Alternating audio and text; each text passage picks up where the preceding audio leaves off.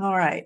So I'm assuming most of you are here tonight because you're curious about supervision, but I don't know. So would you take about 10 seconds and just type into the chat maybe some specific things you'd like to know? I actually attended a really good workshop this week on new and upcoming things having to do specifically with supervision rules, supervision CEs, all of that good stuff. So just take about 10 seconds if you have a specific question you'd like me to address. Or if you're on your phone and you can't type it fast enough. Okay, definitely. Any specific way to advertise for associates? Oh, and I almost misread that because I was thinking associates advertising. I'll talk about that too if y'all like. But advertising for associates, yes, definitely going to talk about that. Beginning to accept associates want to just learn more about the do's and don'ts with being a supervisor. Good. Yes, awesome. Just interested in the whole process. Steps to take. Good. And there may be a few of you in here who are interested in providing the training too.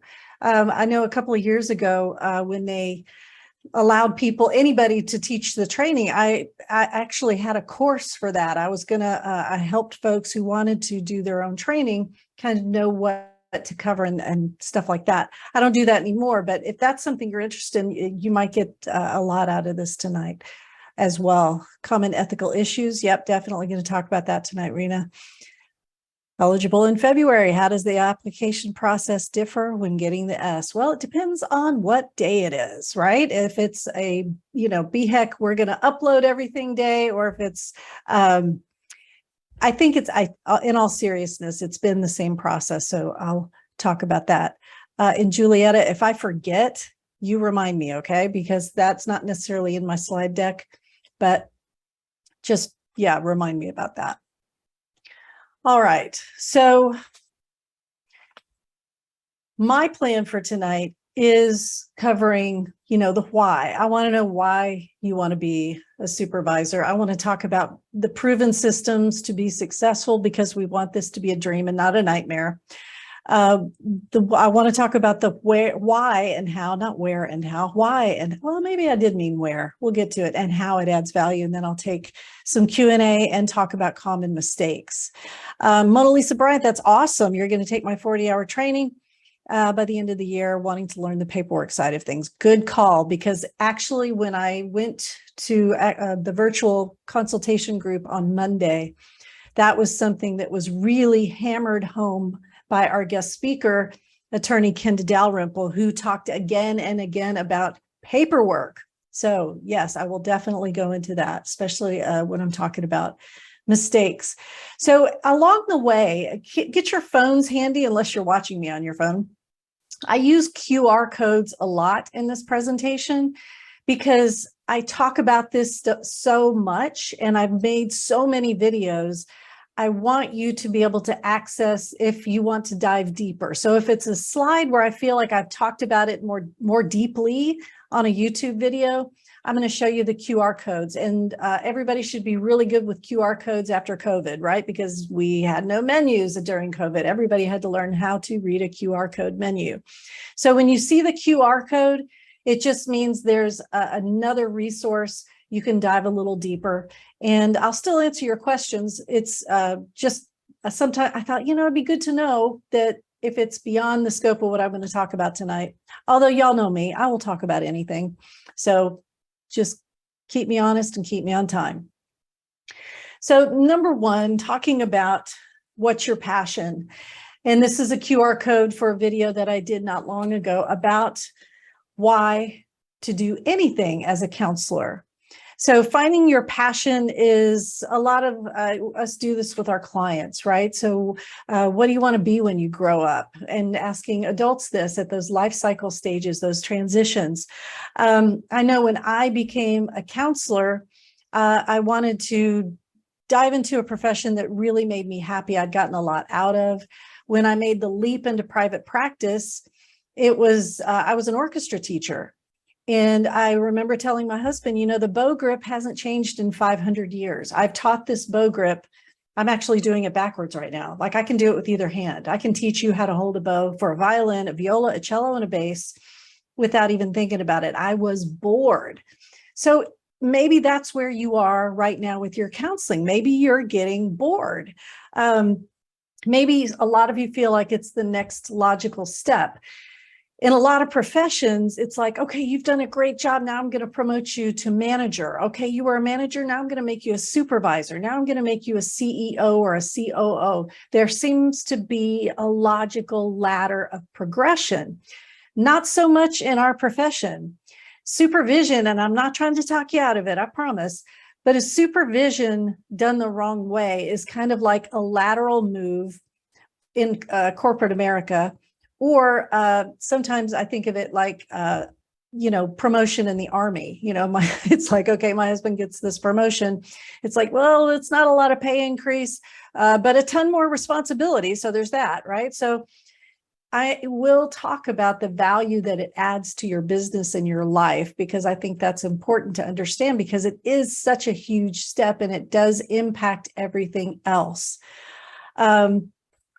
Another reason people become supervisors is their agency is asking them to. And that's wonderful. That's not a bad thing.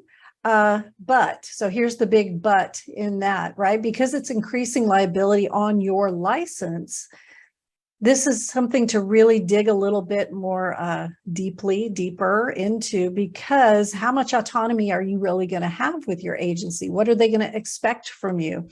And when we get into the best practices slide in just a little bit, one of the problems that comes up again and again and again is sort of this dual role. And if you're a school counselor, you feel me, you understand this, right? If you're a school counselor, they want you to be the disciplinarian. They want you to be the principal's life coach. They want you to be sort of the cheerleader for the entire school. And oh, by the way, here's the testing materials. Go give the TEKS or the TAKS or the whatever the test is called these days, right?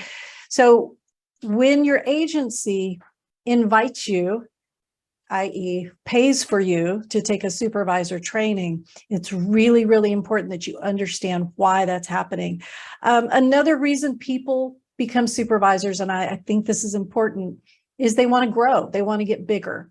And that's honorable. That's fine too. It's just, there are ways to grow bigger with supervision that are good, and there are ways to grow bigger with supervision that aren't so good. Now, I'm going to stop and tell you a little bit about my qualifications in case you don't know me. And this is not to toot my own horn. It's simply to help you understand where I'm coming from. I started teaching the supervisor training back in, I think, 2010 or 2011. I've been the president of the Texas Association for Counselor Education and Supervision. And then when I finished that role, I became the liaison to the, talking with my hands, I became the liaison to the LPC board for TASES. And so one of the most fascinating meetings I ever sat through was the sunset meeting, where everyone from psychologists to social workers, LPCs and LMFTs sat at the same table to try to hammer out what would become BHEC. So many changes, and I have tried to be on the front line, learning about them and advocating, of course, as well. So if I don't have the answer to something, I know a lot of smart people that I can get the answer for you. So please, please don't hesitate to ask me questions, because I won't hesitate to say I have no idea. I'm reading one more. I'm getting back into, Meg saying, I'm getting back into supervision services, and now everything is filled on. Yeah, it is filled online. Trying to get the supervision agreement form, but my associate doesn't have her license number. But it seems like she has to have the supervisor form to get her number. Yes. So that's actually a pretty good place to start, Margaret. This idea that you're going to get a LPC associate two ways. They're going to be brand new, pre-licensed, because they cannot get their license until they have your signature, and you'll be getting them as a transfer. So they're coming to you from another supervisor and they're ending the relationship, or they're transferring in and you'll be the second supervisor. So in the situation you're describing, it sounds like you're getting a newbie who does not hold that LPC associate license yet. And so that's when we talk about, and I'll go into the systems for supervision. You'll sign a contract, but that contract is more like an MOU. It's almost like a memo of understanding. It's kind of flimsy. It means really nothing except your intention to be her supervisor and her intention to be supervised, but nothing is legal until she has that license in her hand or it's posted live on the website. So I'll go into more depth when I talk about hiring when we get there. Okay, but ask me questions. So let me pause for a second. Is anyone have questions, or is this bringing up stuff you'd like me to cover? I'm looking at the chat. You can also unmute if you like.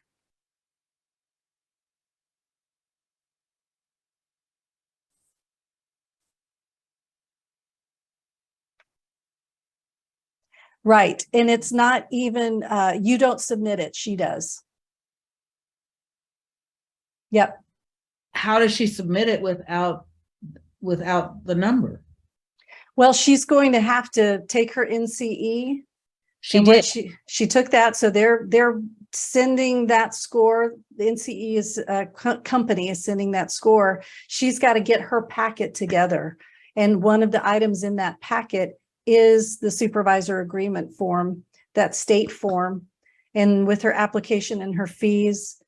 Right, she'll send that in, and then her school's gonna send in her transcript. You'll have to send that snail mail. She has to send it snail mail. There may be a way, I have heard, and if you're in the Facebook Texas Supervisor Coalition, or if you're in the consultation group, I watch, and what I'm hearing and seeing is that people are able to upload that. I don't think they're doing anything via snail mail anymore.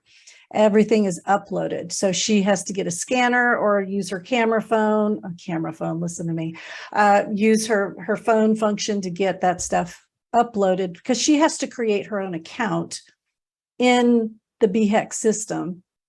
Okay. Right. And then once she goes live, you can do what's called you'll associate her account with you. Okay, and when you log in, they'll show, there's a drop-down menu that says supervisory relationship. Okay, from my account. Yep. So don't even worry about it, because you can't add her to your roster until her license goes live. So really, it's all on her right now. Okay. Feels good, right? It does. Yeah, pass that buck. I like it. Heck yeah. All right, so finding your passion. If you want a little more of the clarifying exercise about why am I doing this, click the QR code. If you're good to go, let's keep pushing through. So we want this to be a dream, right? Your dream career. That's the title of the presentation, not a nightmare. So I'm going to talk about essential systems and value, because that's what I've found is the most important thing. So supervisor courses in Texas. Let's talk about that. Okay, Julietta and Cherie. Okay, let me hold up. Would it be better for associates to have a site before requesting you as a supervisor? It depends, Sherry, because a lot of times they're in a catch-22. They can't get a job without their LPC associate license, right? So that's hard sometimes for them to get that site without that, right? So it's very, very common for you to get these newbies coming to you. Actually, I encourage my grad students to start interviewing supervisors. So they may come interview you and say, I pick you, I want you to be my supervisor. Let's sign the MOU, let's sign the state paperwork. But on the state paperwork, it does not require a site. And that's intentional, because it's hard for those LPC associates to get a job without that associate license.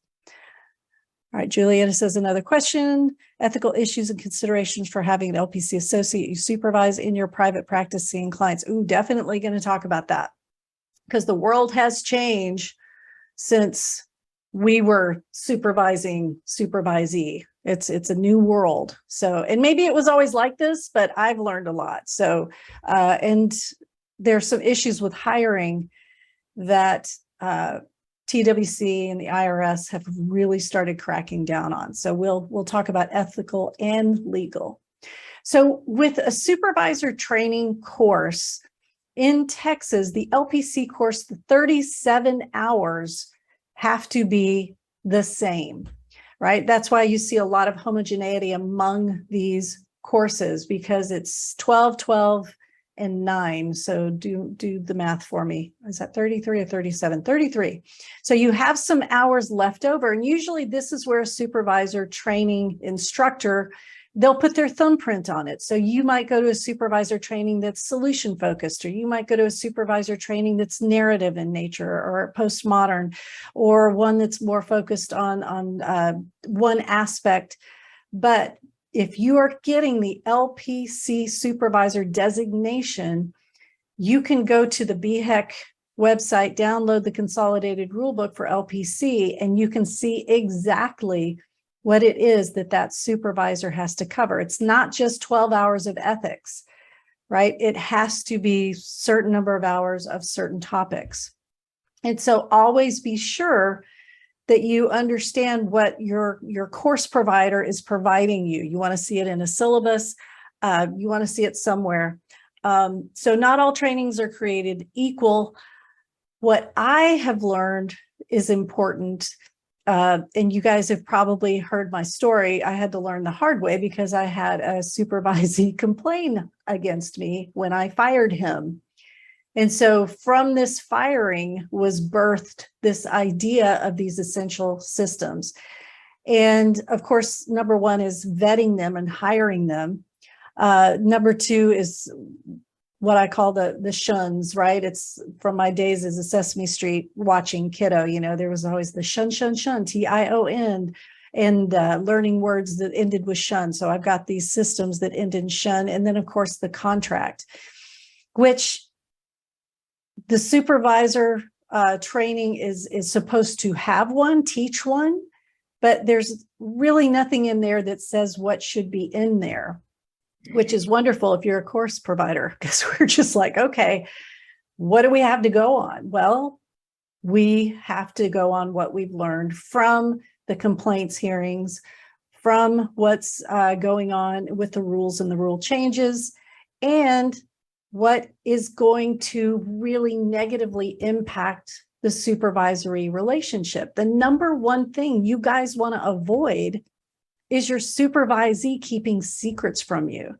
right? That's called a vicarious liability, or right, the direct liability is when they come to you and they say, yeah, you know what, I had sex with my client. What should I do? Okay, I know about that. You told me about that. There's direct liability. Now what, right? With this vicarious liability, it's what happens when they don't think to tell you, right? And so sometimes it's just kind of a level one mistake. It's like, well, I didn't think it was important. And, okay, that's normal. It's growth. But sometimes it's because they're mad at you, or they don't trust you, or somehow you're in a dual role and they don't feel like you'll do a good job with their information. So the contract is your first opportunity to be completely transparent.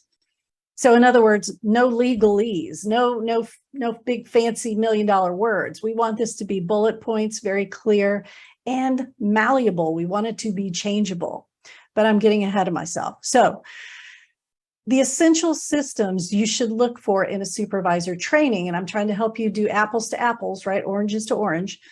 The interview and the vetting process.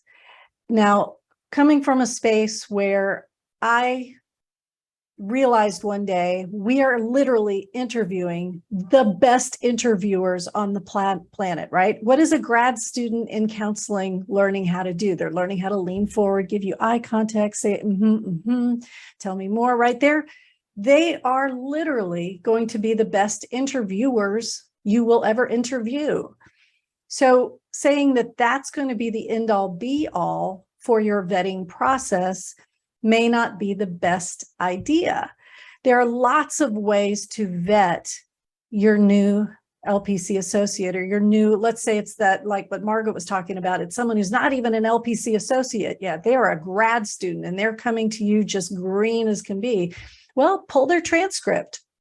They can go online and hit print on an unofficial transcript. If they made a C in assessment, that's one thing. But if they made a C or a D in their practicum, that's a problem, right? If they made a C or a D in group, that's a problem. Pull their transcripts, see what their grades were, ask them to complete an ROI, a release of information, and make the calls to their professors, make the calls to anyone who would be privy to their clinical work. A lot of folks now are doing, and I'm going to show a QR code in a second for an interview that I did recently. And I did this. I would bring folks on as grad students so I could get to know them. I could see if they're people, and I could see if they were able to follow and they fit into what I wanted, because I'm kind of a control freak. So it was nice because the vetting process started long before they ever came to me. And we decided to get into a supervision relationship.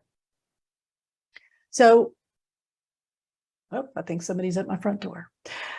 This idea of interviewing and vetting, I would hope would be either embedded in your supervisor training. I know for us, we actually include it in a toolkit at the end when we give you some business courses to help you understand the hiring process.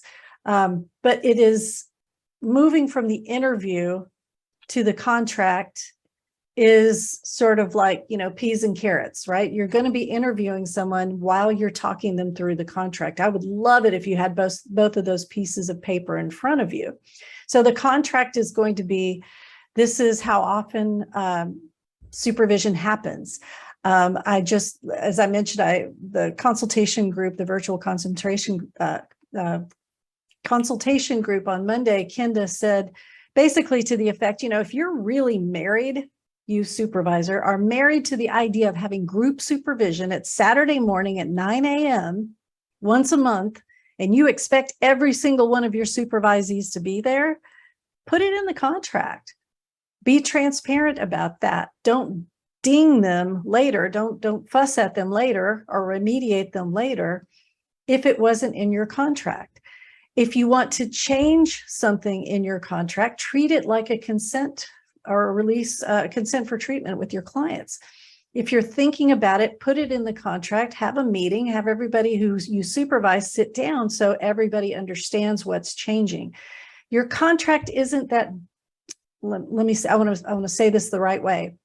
It's not that legally binding sort of marriage license / lease agreement, right? It's really that memorandum of understanding that starts the transparency process so your supervisee knows what they're getting into. Now, if you are a new supervisor, give yourself a little grace because you're learning too, right? You're learning along the way, and this is a long-term relationship. This isn't something like our clients where we're thinking, oh, they're going to, eventually move on and they're going to feel better and they're not going to need counseling anymore. No, this is something where you have to anticipate 18 months to 5 years being with this person, right? So you want it to start off on the right. Think of it as a prenup. That's kind of a negative connotation, but think of it as a prenup. This is how we stick together. This is how we break up. This is how you can expect paper and pencil evaluations from me. This is what to do if I die. Here is my records custodian. Here's what I expect you to bring to supervision. So a good supervisor training will have some templates. Now, I kind of do mine tricky. I give folks templates that we've been using for about 15 years. They're super old, and they have a bunch of stuff in it that's just plain incorrect, like LPCs. You don't have to do weekly supervision. It's just 4 hours a month. Well, we leave it in there because we want to see who's going to read the rules and go change it, right? So part of learning how to create this contract is going back to the rules and making sure that you're enforcing what's actually there. If you're thinking right now, I'm going to have this great business where it's going to be, tons of groups. Well, 50% of those groups, 50% of supervision has to be individual. If you're an LMFT supervisor out there, you have to keep track of Hours, there has to be 200 hours of supervision, right? Do the math. Nobody can finish that in 2 years with just an hour a week. Now, LMFT associates can roll over supervision hours from grad school, but what if they roll over all their group hours, right? Now, what are you going to do? This person is pretty much unable to come to group anymore because they've already got 100 hours of group, right? They're not allowed to have anymore. So you see kind of what you go through as you're making this contract. So you can say, yeah, that's great. We're going to do Saturday morning group. If you need it. If you don't need it, don't come, right? If someone already has, too many group hours, don't make them come to more. Okay, the contract, the interviewing, the shuns. Okay, here are the shuns that I teach. And if you've heard me talk, you know what they are. It's orientation, evaluation, and remediation. Orientation, evaluation, and remediation. And they go together as one thing because if you haven't taught it, you shouldn't evaluate it. If you try to remediate it and you've never evaluated it, now you're going to negatively impact that supervisory relationship. There will be a level of mistrust there because it's kind of like when you showed up to algebra class on Friday and your teacher was like, pop quiz. You didn't love your teacher for that. You felt a little betrayed. You're like, hey, I thought we were buds. I thought you understood I didn't do my homework, right? So understanding that orientation is where you teach everything, even if y'all don't work in the same agency together. This is you saying, this is what I want you to do if there's an emergency. Here's how I want you to contact me. Here's, what you can expect, right? Those, we call them branch and root decision. It's a decision. If a decision's not going to kill the tree, we call it a branch decision. If it's a decision that's going to take down the tree, that's a root decision, right? Failing to contact CPS, having sex with the client, keeping dangerous secrets with the client. Those are root decisions. I remember one night I was at dinner with my husband because what I trained my supervisees to do is if you call me, I will pick up. Because they had a lot of autonomy that, as far as scheduling appointments and things like that. So if there was a phone call, I picked up. And sure enough, I got a phone call and one of my supervisees was crying in their car, headed home, and she was worried about the client, but the client had made not an advance to her, but a threatening remark, something along the lines of, you look pretty tonight. And oh, by the way, there are handcuffs in my backpack. And so she excused herself from the session and got in her car and went home.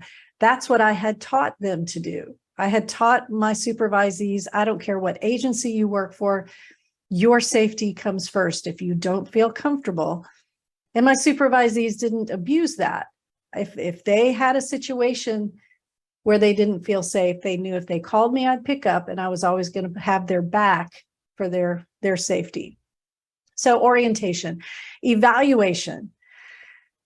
This is not easy for a lot of us. And I use paper and pencil because I'm old school when I talk about it. I don't think I would do it now. I think there are lots of good ways to put electronic quizzes out there for folks to take, but this helps your supervisees understand when you say something like, well, I need you to give concrete reflections and extend that level of empathy so that you're also reflecting emotion and possibilities, right? Okay, what does that mean? What kind of Rogerian voodoo is that, right? So if you can't evaluate that, say, well, I need you to read this book about humanistic Rogerian person-centered counseling. And then on your evaluation on March 13th, you will be evaluated on that particular skill, right? One of the things I did with my supervisees is I took the first 3 weeks of supervision and just read through this super long evaluation. And we went through term after term after term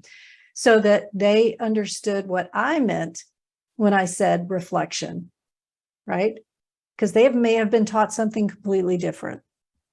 Remediation is not, well, if you do it one more time, we're going to have to talk about this.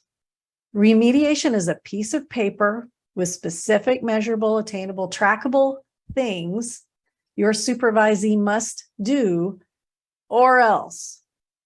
And that must be documented in your supervisee's file so that, and here's the wonderful thing that's number 4 of my 3, they're either going to experience graduation or termination, because you must remediate before you terminate, right? But all of these things can also lead to a beautiful graduation because your supervisee knows you've taught them what you said you were going to teach them, and you know they know what you think you taught them, right? So any questions about essential systems to look for in a supervisor training? And you can unmute or throw it in the chat.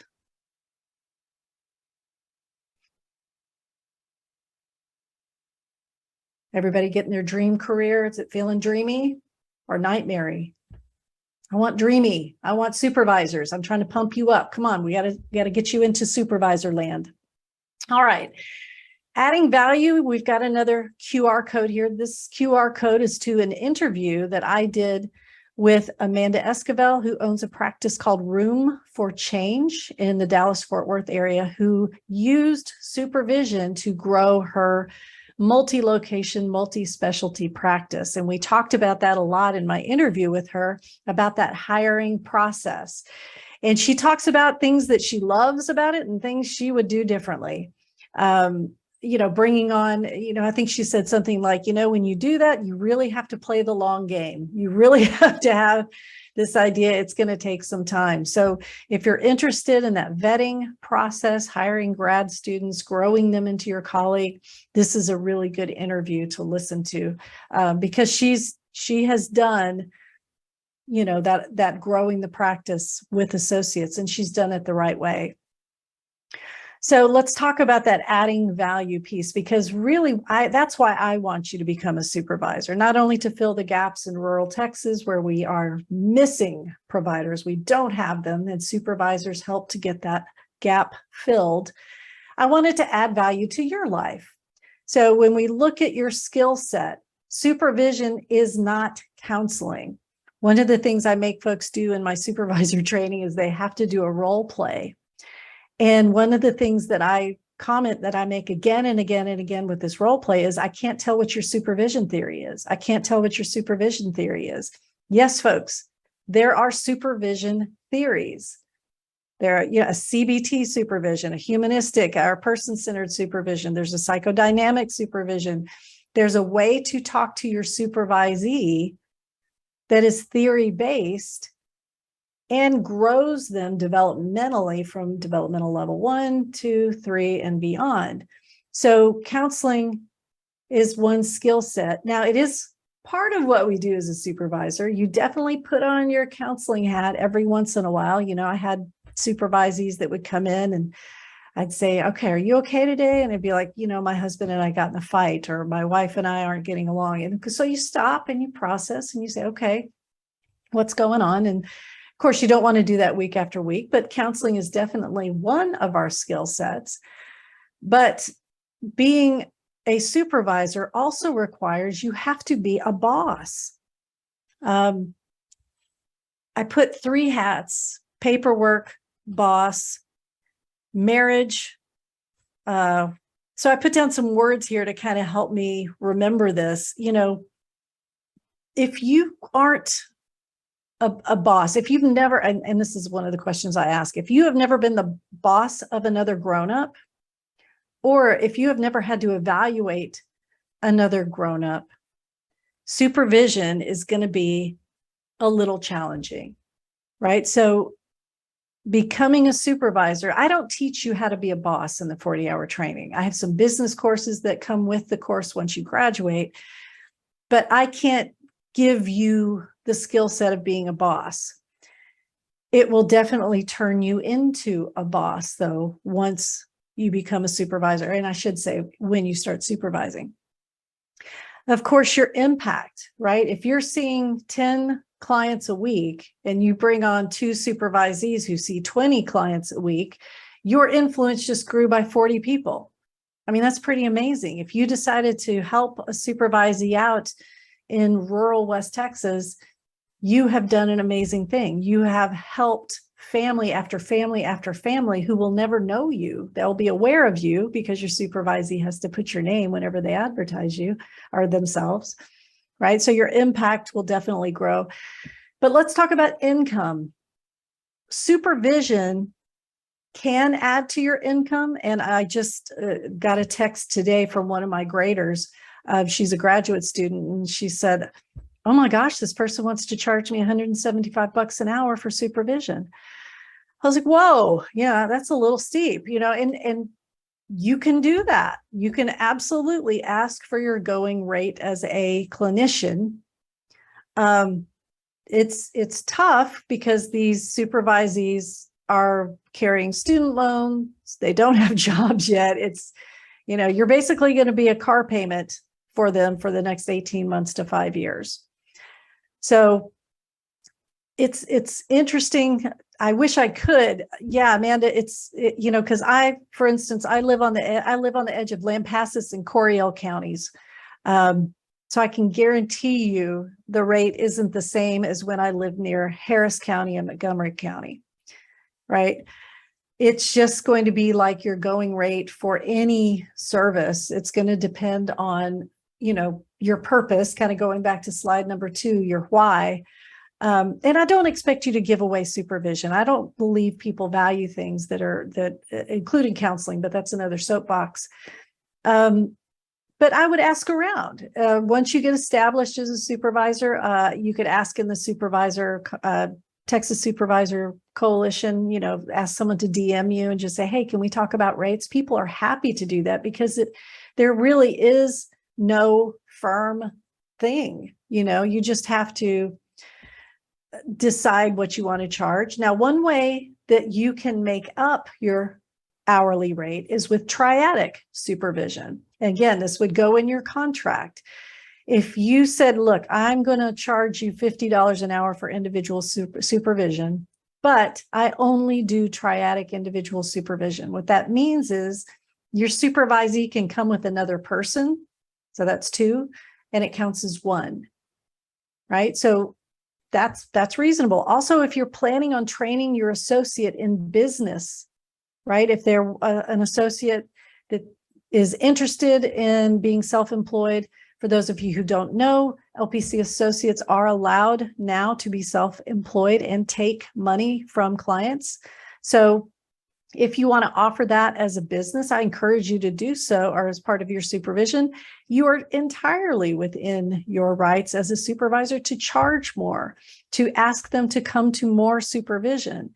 So if you have a specialty, if you're EMDR, if you're going to be offering a certification along with your supervision, add that into your rate. So your rate is going to be based on lots of things that you offer that supervisee, just like counseling, right? Not just the demographic you live in.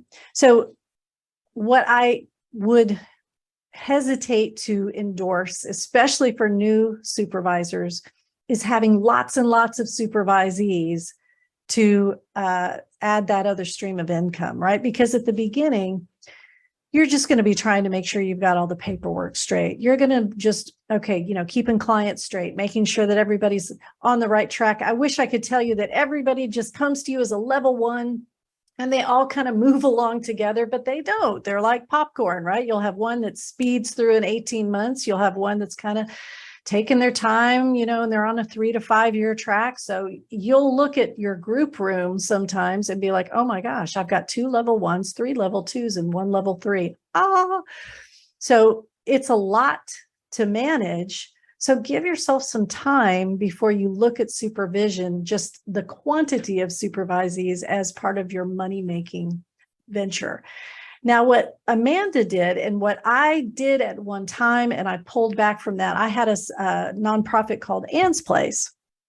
And Julietta, you remember this, right? So this is hiring a supervisee to work for you, or in my case, what I asked them to do was to give me 12 hours a month of services to clients in my community in exchange for free supervision. So in the one sense, if you're hiring your supervisees and you're wanting to make supervision a perk of that hiring, that's wonderful. In fact, one of the things Kenda said was trouble was, and I'll talk about it probably more at the end, was this idea of you're hiring your supervisee and then turning around and charging them for supervision, right? It's like, hand me money, I'm going to hand it back to you. Now hand it back to me, right? It's just a lot of money going back and forth. But with the Ann's Place model, they were volunteers, they donated their time, so I didn't have to worry about 1099 or W-2 or anything like that. I only wanted 12 hours a month, so they were encouraged to go get a real job and get their hours and money someplace else.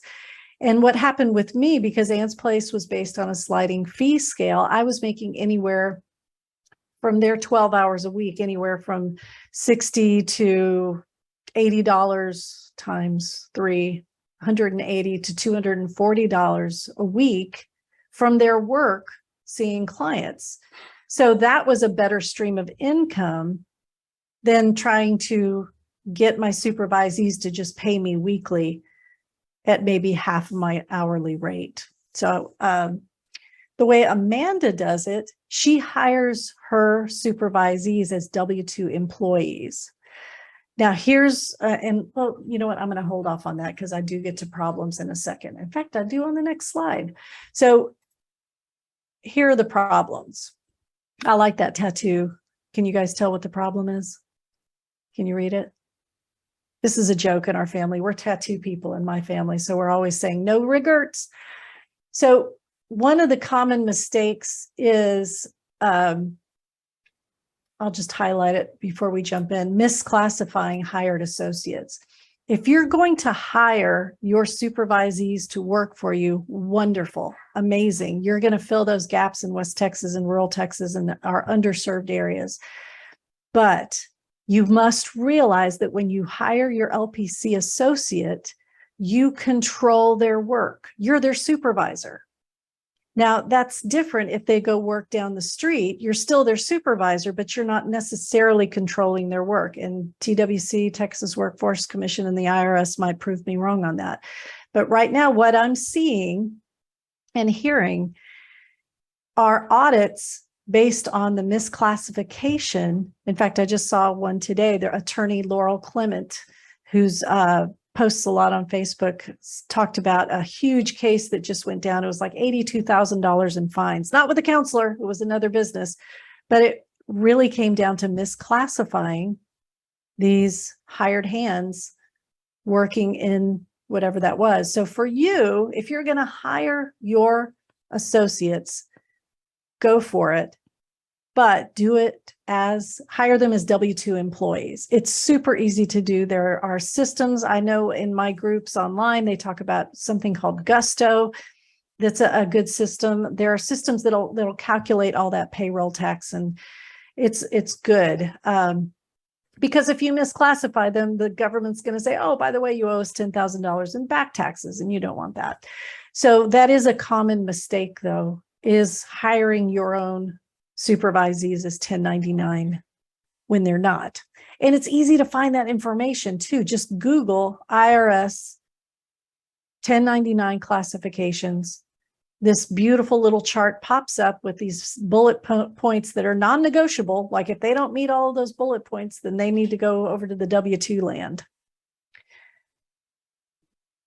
Another common mistake is you are a poor communicator. Now, I hate to tell you that. I don't want to be the one to break it to you, but if you have ever, especially when you're mad, been accused of being a poor communicator, then you might want to look at areas. What are those things that people do, like Enneagrams, and they do like those things, you're a blue jay or you're a bluebird or something. I think of the Myers-Briggs, right? But even that has been proven wrong so many times in so many ways. get to know yourself. And if you are not good at facing conflict, if you just kind of hope that it goes away, that's okay. Just remember that when you become a supervisor, you may need some added help with this confrontation. One of my students just turned in a role play today, and the role play went something like this. It's, set the scene for me. It's beginning supervisee. They are on their 5th supervision with me. And in the role play, the supervisor says, "So I noticed this is the 3rd time that you haven't brought your homework. Well, please don't do that again." And I'm reading this going, what? So 3 out of 5 times this person has not brought their homework, and you're not slapping them with a remediation plan? Come on, what do you think this is going to turn into, right? That is a rupture in the relationship. So learning how to calmly, with a smile, give a remediation plan and then follow through with it is a skill of being a boss, like we talked about earlier. And like I said, we don't teach that in the 40-hour training, but we definitely give you these wraparound lovely groups so that you can feel empowered to learn those skills. Another common mistake, I'm going to talk to my folks out there who are being told by their agency to become a supervisor. Ask what role they want you to serve in, because one of the biggest problems we see are folks who are hired, like on your job description, you're in charge of an administrative role, like you're in this folks, you're in new hires chain of command. And then when you have to be supervisor, right? You're like, "Hey, talk to me. Tell me about your mistakes. Let me remediate you. I want to help you through this. Oh, wait, you know what? Dang, you don't get that raise because you did X, Y, and Z." It really impacts the trust in the relationship if you're filling those 2 roles. I'm not saying it's not possible. It just takes some forethought and some really open and honest communication with your boss and your potential supervisee. I mean, it could be something as simple as to, "Hey, new supervisee, look, I know I'm in your chain of command and I'm supposed to be the one doing your evaluation for your job performance. But what I've decided to do is I want to hand you off to Bob over here. So he's going to be in charge of that for you. I just want to stay in this role as your clinical supervisor. And then you and Bob work it out so that maybe he does that performance evaluation." And I've heard lots of people get creative with those roles. So again, just make sure you've got some wraparound consultation after your 40-hour training. I know in our group, I've got my consultation group, but then Jennifer Kane, one of my administrators, is actually starting another consultation group just for brand new supervisors. And I think that's wonderful to really, because I know when you leave the 40-hour training, you're either on fire or we've scared you to death and you never want to supervise ever. So no follow through with your remediation plan. Your remediation plan, you should leave your 40-hour training with an idea of what a remediation plan is. Our participants, they get that in their toolkit after they graduate, because if they don't graduate the course, they don't need the remediation plan. So the remediation plan is basically just, here's what you did wrong.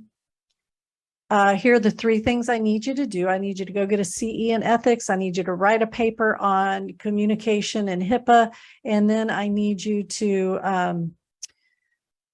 I don't know, some other assignment. And I need you to have that done by November 13th. And then check it. Don't let it go. Check it. Make sure that they've done it. All right, we've talked about misclassifying hired associates. You're not a paperwork person. This is a mistake. And Kenda wants us, Kenda Dalrymple, she's the attorney from Austin who talked to our consultation group last week. I want to go back to my note, because what she said is get your notes in order. Supervision notes should look like a therapy note. If you have been one of my supervisees, you know that's not how I did things. So I about fell out of my chair, because basically what I do is I say, supervisee, you write the note, and then I'll sign off on it. I have in mind a nice workaround. I feel like supervisors can come up with a template and then you and your supervisor can fill the note out together. But she did say in our group, notes are a big deal. You need it to be detailed. You need your supervision notes to be detailed. This goes back to our systems though, doesn't it, right? Contract, evaluation, those are 2 documents. I'm sorry, contract orientation, right? You have them sign a piece of paper that indicates that they went through your orientation, put that in their file. Every evaluation goes into their file. The remediation plan goes in their file, right? All of those things are how you document that you did what you thought you did. So getting your notes in order. This is another thing Kenda talked about, keeping those problems. So basically, in a nutshell, what she said was, I'd rather, and she represents licensees, she goes, I'd rather represent you for a supervisee who has filed a complaint because you fired them than to come back later because it went on and on and on. And then this supervisee hurt some clients, or they were hurting themselves, or something was impacted. Your entire practice is impacted. So there are always going to be egregious, immediately terminatable offenses. Who gets to decide that, right? You do. You get to decide that. You're the boss. So yes, we talk about contract orientation, evaluation, remediation, termination. Absolutely. But if you find out that they are doing something, then get rid of them. And then call your malpractice insurance, call Kenda, all of the attorneys that I know that associate with the Texas Supervisor Coalition. They'll talk to you on the phone. They'll take your email. They'll answer your question. Last but not least, charging when you shouldn't. Charging for supervision when it's part of your job. Charging for supervision when you have hired them. So that's that money changing hands thing, right? They're paying you, you pay them, they pay you. It just back and forth, and it just gets very dicey. All right, so we have about 5 minutes left, and I'm going to put my final QR code on. So if you have not taken the 40-hour training, we're offering a bonus tonight that's going away tonight. And I know this doesn't apply to everybody. I know I've got some supervisors in here. But if you want that extra course, the Building a Badass Business, we're including that, no charge, adding it to your course, and that's going away tonight. So ask me questions. I want to go back through the chat too. I want to make sure I'm answering everything. Julietta, did I answer your question?